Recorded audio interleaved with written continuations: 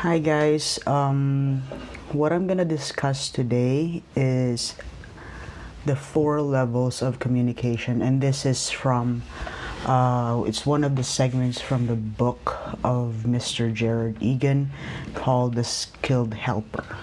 Okay. So yun.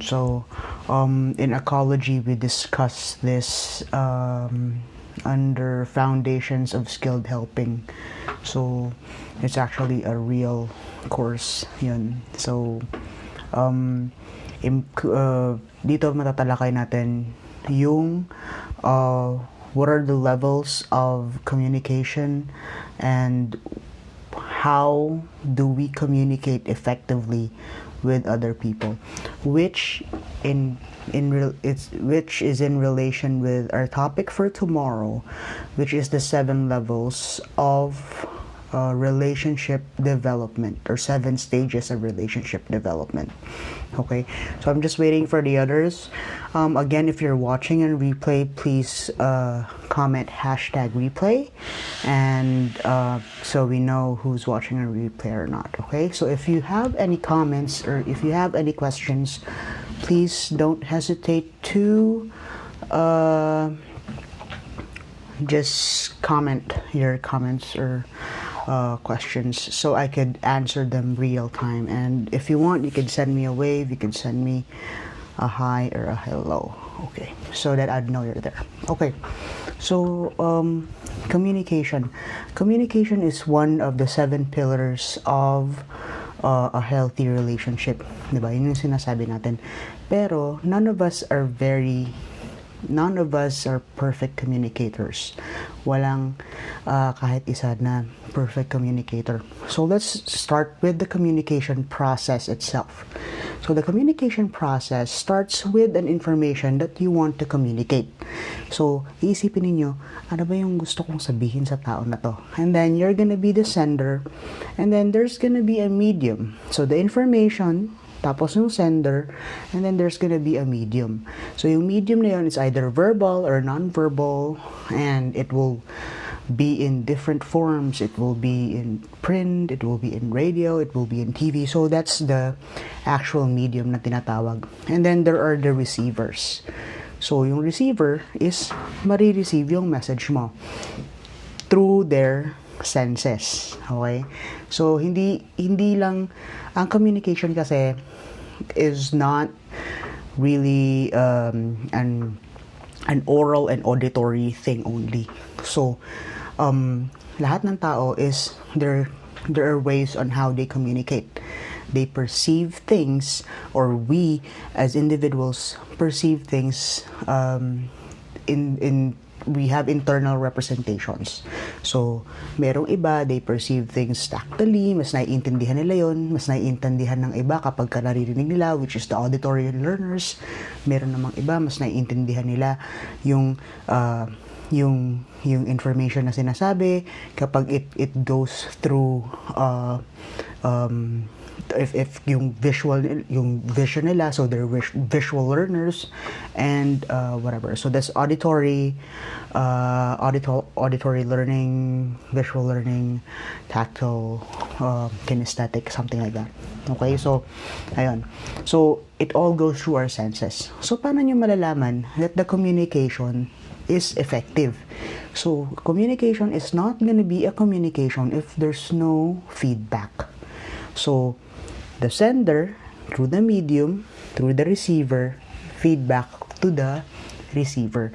So it will never be a communication process if there's no feedback. So, ito, madalas tayong nagkakagulo-gulo sa feedback. Why? It's either we receive no feedback, or it's either we receive the feedback that we don't like. Why? Dito nga ngayon pumapasok yung levels of communication. So yung levels ng communication natin is yung first, imagine niyo para siyang hagdan. So meron kayong gustong sabihin, what we intend to say. And then Yung second level is what we actually say, kung ano talaga yung lumalabas sa bibig natin. Siguro ngayon, nakakaisip na kayo ng magandang example nito, di ba? Kasi halatang-halata naman na meron talaga magandang example nito. Kaya nga merong #bawal lumabas dahil dito. So, meron siyang gustong sabihin, tapos meron siyang nasabi na hindi naman talaga yun yung gusto niyang sabihin. Tapos, yung third level is what the other person hears. So, kung ano yung narinig natin na lumabas sa bibig niya. Di ba? At kung ano yung naintindihan natin. So, what the other person think that you meant. Kung ano yung naging interpretation natin doon. Okay, so those are the 4 levels of communication. So if we desire to communicate well, it's important that we have a grounded appreciation of someone else's unique model of the world. So kagaya nga na sinabi ko sa inyo is lahat tayo, meron tayong kanya-kanyang models ng world. Hi to Karen and Jessa, I think. Hi there. So yan. So lahat tayo is meron tayong kanya-kanyang way on how we perceive the world. So merong iba ang tingin sa mundo is isang playground. Merong iba ang tingin sa mundo is isang masalimuot na lugar na kailangan lamang layasan and whatever. Meron naman ang tingin sa mundo is dinadaanan lang natin to. Meron naman ang tingin sa mundo parusa to sa atin. So it really depends on how an individual perceives the world as it is. So as we've already acknowledged, everyone's experiences may vary in every situation. Our internal representations, yung kung paano natin i-receive yun, is always going to be subjective.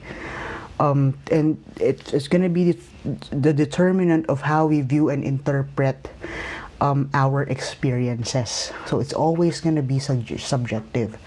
We are constantly scanning for evidence and support doon sa iniisip natin. Kailangan natin laging may kakampi, di ba? So kaya nga meron tayong mga paksyon, kaya nga meron tayong mga grupo-grupo na hindi nagkakaintindihan. Bakit sila naging grupo? Kasi nakahanap sila ng kakampi. Nakahanap sila ng nagva-validate dun sa beliefs nila. And because of this, it can be so easy to make assumptions or to jump to incorrect conclusions during communications. However, ang goal dapat ng communication is natin is to understand the person and to be understood as well. Kasi kung magja-jump tayo sa certain conclusion, kung yun talagang sinabi niya, it's not understanding, di ba? Sabi ko nga, lahat ng tao only needs to be understood. So people aren't broken. People aren't broken. They just need to be understood. If we always jump to conclusions, or if we just assume the worst of another person, di ba, minsan ganun yun eh. Kapag bad shot na sa atin yung tao, kapag may sinabi siya, nagbuka siya ng bibig niya, always against sa atin yun. Kasi bad shot na siya sa atin eh. Di ba? Pero hindi dapat ganun. Dapat is we always have to try to understand what they want to actually say. And, yon. So, the communication, itong model ng communication na to, would touch the thinking process. Kung ano ba talaga yung gusto nating niyang sabihin. So that the individuals could go through a process. You have to know, to understand. Kapag ka na-proseso mo na yun, you could have a conversation dun sa sender na kung paano mo naintindihan. So, tama ba yung pagkakaintindi ko sa sinabi mo? Or nagkamali lang ba ako ng intindi? Or if I understood you correctly, ang sinabi mo ay ganito. Di ba meron sa ating mga pagka nag-aaway, halimbawa, ang nag-aaway yung mag-asawa, meron talaga na isang bagay lang yung naririnig niya. Like, sinabi mo, maarte ako. Sabihin ni babae. So, sa lalaki naman, wala akong sinasabing maarte ka. Ang sinasabi ko, bakit ka ganyan manamit? Di ba? Oh, so, sinasabi mo, maarte ako. So, hindi naman ganon. Magkaiba yung lumalabas sa bibig ni lalaki. So, yung intindi ni babae, iba. Ang tunay lang naman na intention ni lalaki, for example, ay you can dress properly and appropriately. Pero ang sinabi niya, bakit ganyan ang suot mo? Kung sinasabi mo is either pangit ang suot ko or maarte ako. So, gets niyo ba? So, hindi ko masyadong maipaliwanag, pero ganoon yun. And madalas nangyayari yun. Okay? So, if you have many more examples, I know that you have many more examples. You can just put it in the comments. Ayan. Okay. So, una is what we intend to say. So, i-process natin. Let's stop. Ano ba talaga yung gusto niyang iparating? Ano ba talaga yung gusto niyang malaman nung isang tao? Okay? So, let's stop.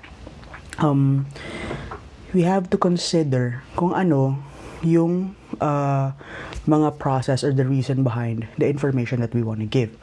Second, what we want to say. So, paano natin maipapaliwanag or sasabihin yun sa isang tao? Sa paraan na maiintindihan niya. 'Di ba? Kasi minsan meron tayong tinatawag na gap dun sa communication. Parang halimbawa, pinagalitan ka ng nanay mo. Ang feeling mo, against sa'yo yung nanay mo. Pero hindi. Ang totoo doon is against lang yung nanay mo dun sa ginagawa mo. So, ganon. Okay, pero minsan hindi lang niya nasabi. Ang nasasabi niya lang ay, pasaway kang bata ka, sana pinindot ko na lang yung ilong mo nung maliit ka. Okay? So, yun, di ba? So, marami tayong gustong sabihin, pero hindi lang natin siya maisiwalat ng gusto.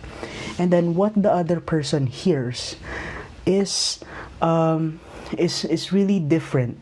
Kasi minsan may sinasabi tayo. Pero hindi yun yung naririnig ng isang tao. Why? There could be tons of reasons na pwedeng mangyari. Kung tayo yung magiging receiver, kapag ka may sinasabi yung, hi Kuya Antik, hi, how are you?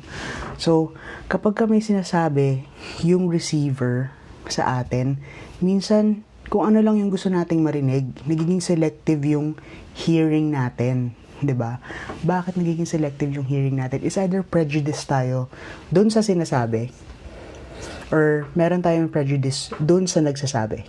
So, dalawa lang 'yon. Talaga. Sa totoong buhay is dalawa lang 'yon. It's either against ka doon sa sinasabi or meron kang bias or doon sa nagsasabi sa'yo. So, alin doon? Okay? So, ang nangyayari is every time that somebody is talking to us, we have to listen carefully and fully. We have to listen actively and attentively. Kasi, minsan, ang pinapakinggan na lang natin mga keywords eh. Di ba? So, sa sobrang bilis ng takbo ng buhay, minsan, hindi na natin sila pinapakinggan. Pinapakinggan na lang natin yung mga convenience sa atin. And that's not how it's supposed to be. Kaya tayo nagkakaroon ng mga relational problems because of we only wanna hear what we wanna hear. Hindi natin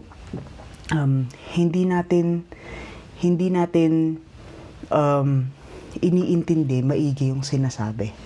'Di ba? So, ayun.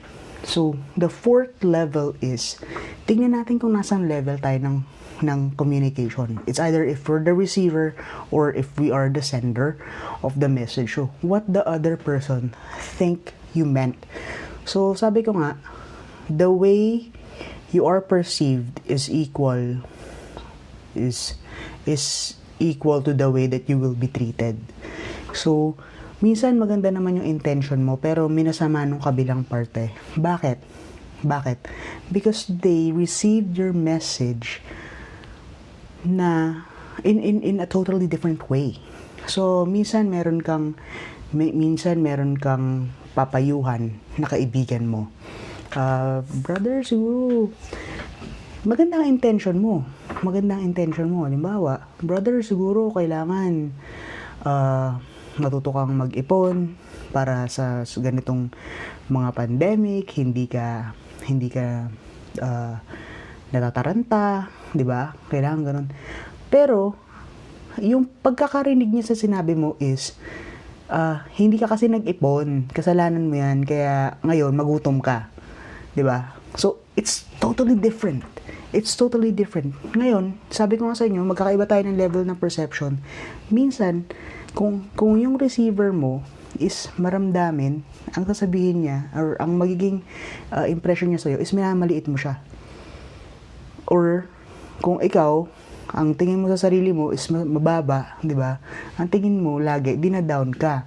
So, you will assume the worst with the worst in another person by saying or by assuming that they assume the worst in you. So ganun yun. Hindi tayo nagkakaunawaan. Kasi palagi nating hindi tayo nagtatanong. Remember, one of the 7 basics in life is inquiry.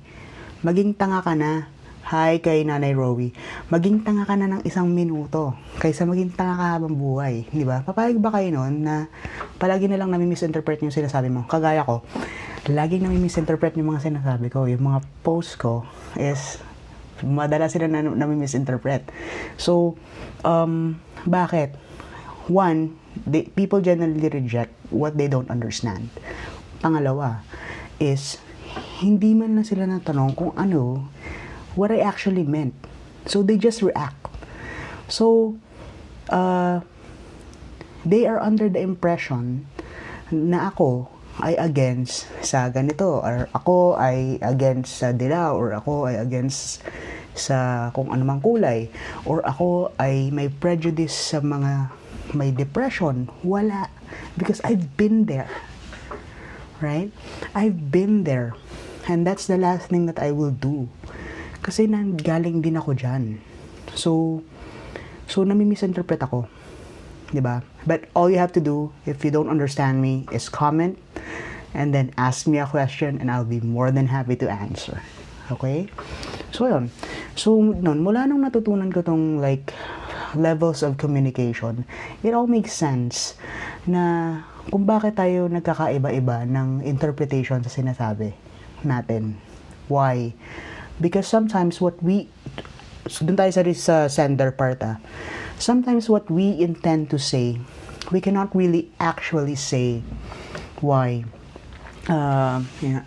Plus their own preconceived notion that they hold on to. Tama. Yun nga, sabi ko kanina sa umpisa ng Rowie, it's meron tayong, it's always gonna be subjective because of how we perceive the world. Yun, it's different. That's exactly what I meant. Ayun. So, yun nga. So, minsan, we're imperfect communicators. Everybody is imperfect communicators. Kaya tayo nagkakaroon ng pagkakabahabahagi. Tapos, yung iba naman is because everybody is an imperfect communicator, hindi naman nila ngayon tinatanong if I received your message clearly. Kaya ako, every time na meron akong client, tinatanong, ang ibig mo bang sabihin ay ganito? Kasi I might misinterpret them. I might not get the full gist of what they want to say. And that is really detrimental given the skilled helper that I am. So you always have to ask what you want to say or kung naintindihan mo. So yan, those are the levels of communication. Again, it's what you intend to say. Second, what you actually say, what the other person hears, and what the other person think you meant. So yon, you always have to identify which ladder you are on. So are you being selective on what you hear? Yan. Minsan meron tayo yun diba? Selective lang tayo sa mga naririnig natin. Minsan, filter lang natin yung mga naririnig natin. Base na rin sa ating mga experiences. Okay? Second, are you interpreting what you think the other person means?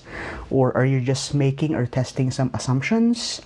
Or are you forming and testing conclusions? Diba? So you always have to identify on which part of the ladder you are. And you always have to base your course of action on which is true for you and to the other person. Okay?